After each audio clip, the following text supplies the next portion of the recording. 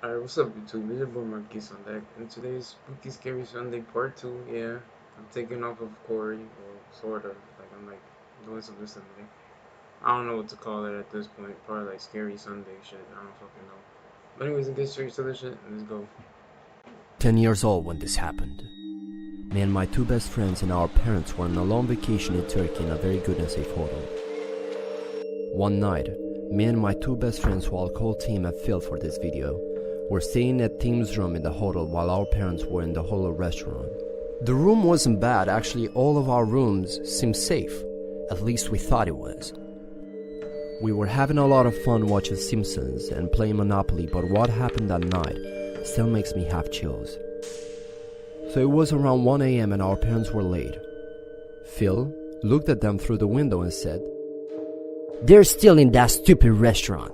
"Yeah, they told us they'll come back until 11 p.m. I answered.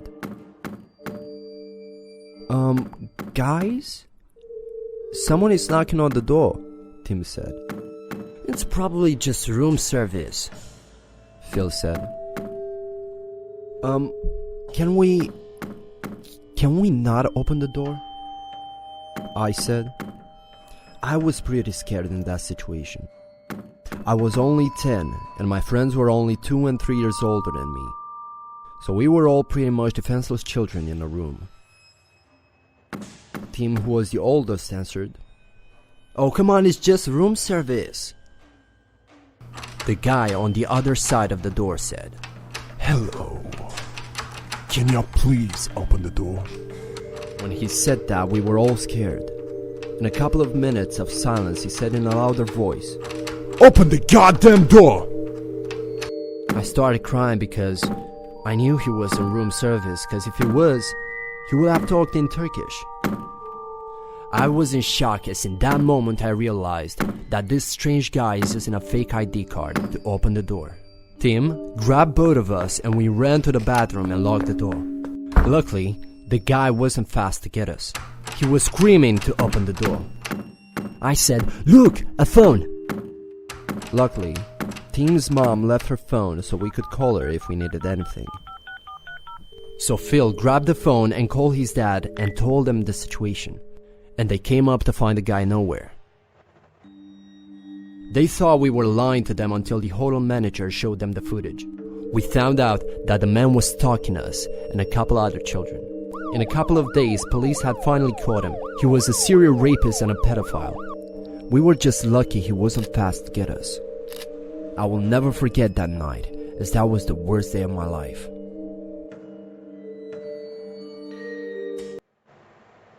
Hey, how's it going? Ever heard about this game called League of Legends? Well, you're hearing about it now. Check it out. Each game you get put into a team.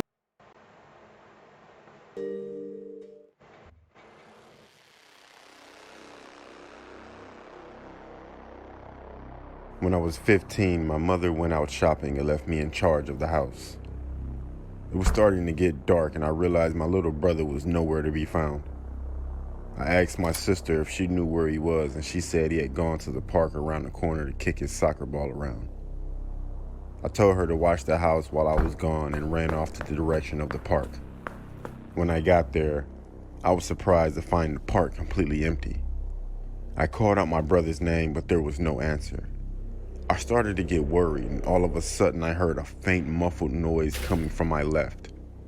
I turned just in time to see a tall figure disappearing behind a large fence. I sprinted as fast as I could. When I came around to the other side of the fence, I saw something that almost made me choke in horror. My little brother was being dragged down the alleyway by a tall man. I flew into a rage and tears of anger streamed down my face. I ran at him and he must have heard me coming because he turned around to face me and he dropped my younger brother. The tall man tried to grab me, but I was running at him so fast that when I slammed into him, it knocked him off his feet. He swore and tried to get back up, but I just started stomping on his face. Without stopping to ask questions, I picked my brother up and ran as fast as I could back to our house. By this time, it was pitch black outside and my mother was home. She was frantic with worry, and when she saw the look on our face, she realized that something bad had happened. As I explained, my brother and I started crying, and my mom gave us both the biggest hug ever, and she cried with us. Eventually, the police were called, but this guy was never found.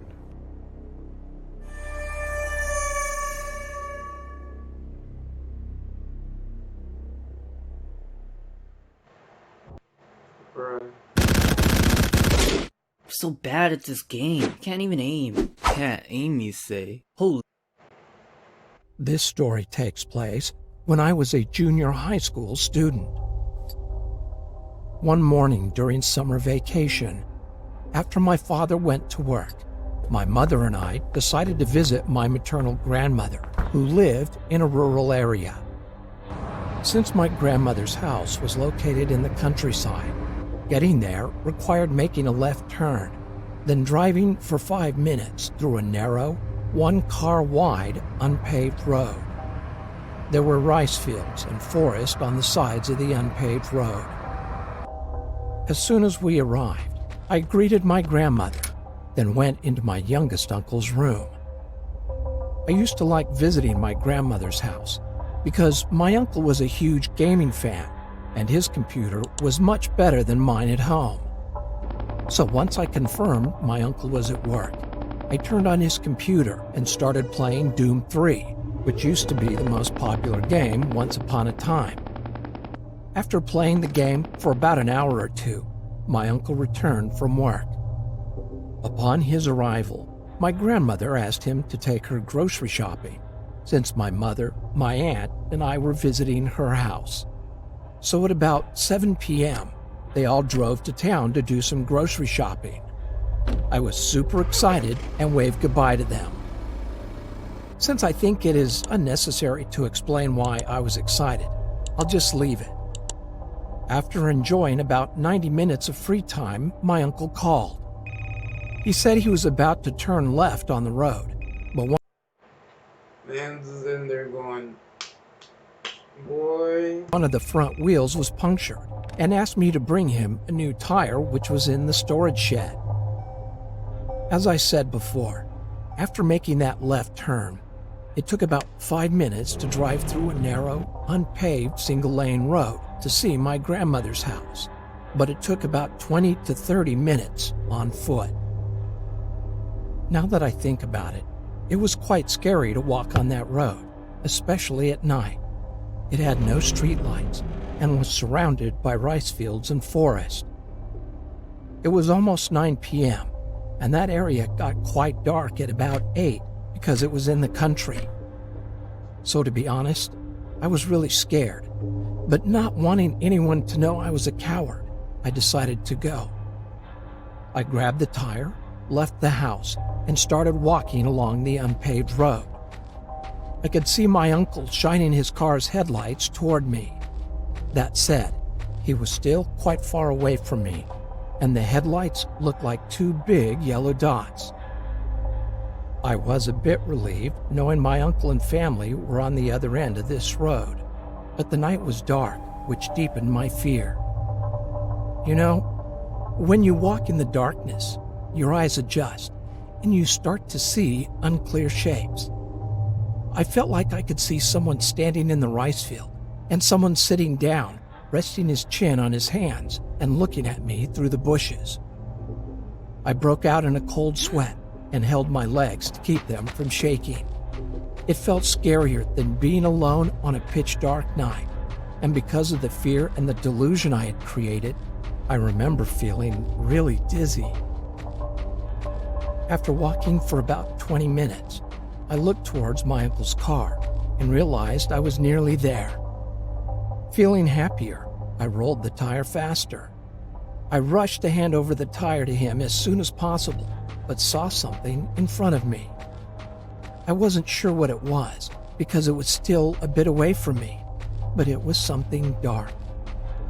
Suddenly, I felt strange and slowed down. Since I wanted to determine what it was while still having some distance, I strained my head and neck trying to look carefully, but it was too dark. Although I was scared, I started to walk again, thinking nothing is going to happen because I have my uncle and family about 300 meters away. But when I got closer to it, I stopped because it became clearly visible. It was an old woman squatting with her mouth open, looking at the rice fields. I could only see the side of her face, but my whole body shivered because her blank facial expression with her mouth open was now clearly visible in the darkness.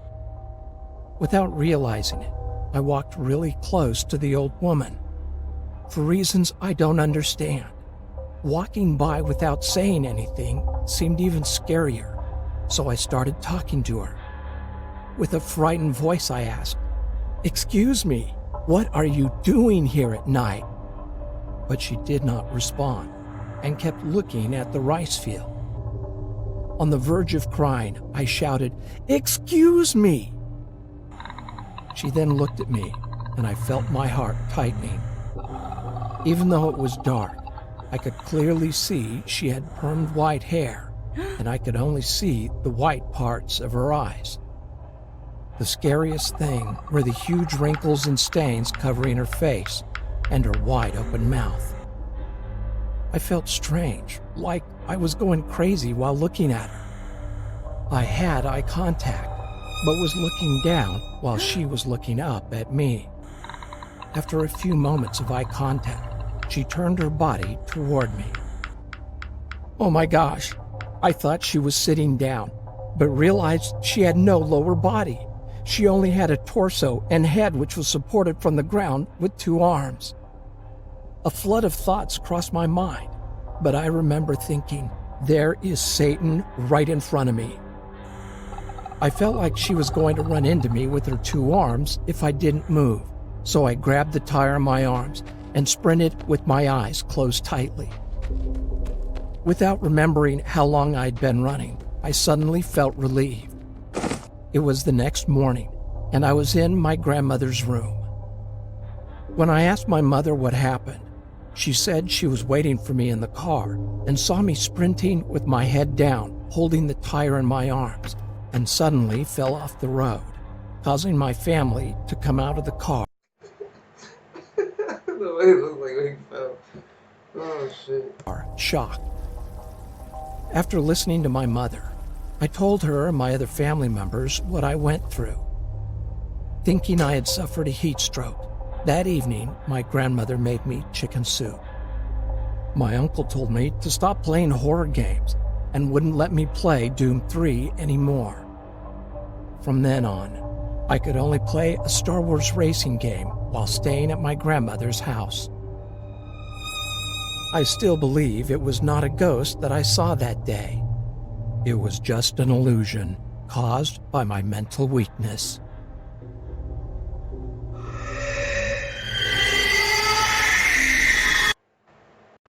Sup, you have a cool idea, but maybe you don't know what to do with it. Easy. First things first, you need a... I'm not.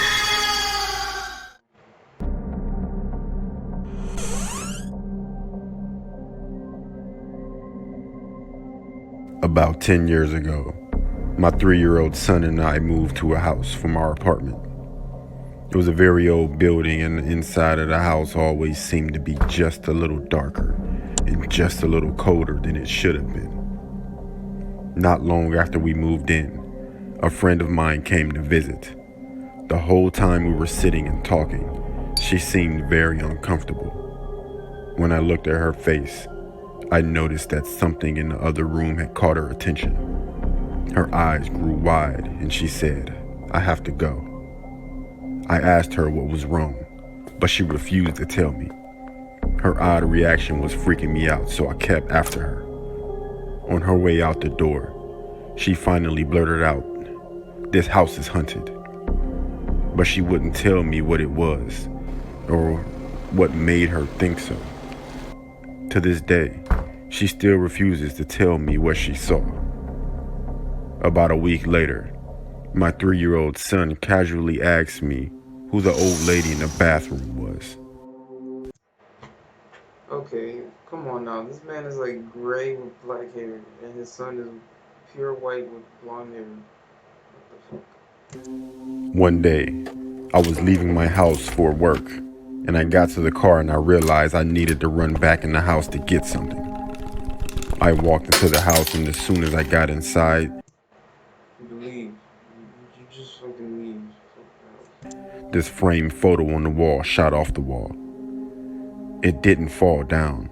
It shot horizontally away from the wall, and it landed on a mosaic table with enough force to break some of the tiles off of it. I felt like whatever was in the house was pissed, and that I came back in after it thought I had left for the day. After living in the house for about 6 months, I noticed a weird square cut into the boards on the deck. There was no handle, but I was able to pry it up. The hole was just big enough to fit through, and there was a ladder going down. For some reason, I went down and I found myself in what looked like a homemade basement. It was basically just a room dug out of the earth, with no constructed walls or stone supports or anything like that. It was very dark, but I could see something over in the corner. It was a suspicious looking stone. It looked like one of those old headstones you see in cemeteries. Just then, some insects started jumping on me, so I got out of the basement as fast as I could and never went back. Now this is the part that affected me the most. It's also the reason we left the house. One night I was in bed laying on my stomach just about to fall asleep, and I heard someone walk into my room. The footsteps came from the doorway over to my bed. I didn't realize until later that the fact that I heard the footsteps was weird because the room was carpeted. When the footsteps reached my bed, I felt someone put their hands on my back. 2 hands, just gently laid flat on my back and kept me there. I assumed it was my son. "What are you doing?" I asked, but there was no answer. I looked up. No one was there. I got up and checked my son's bedroom, and he was in bed fast asleep. We moved out soon after that, and we never looked back.